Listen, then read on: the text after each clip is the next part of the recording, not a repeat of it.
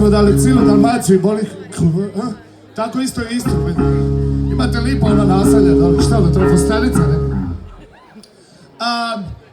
Škura bura! Opa!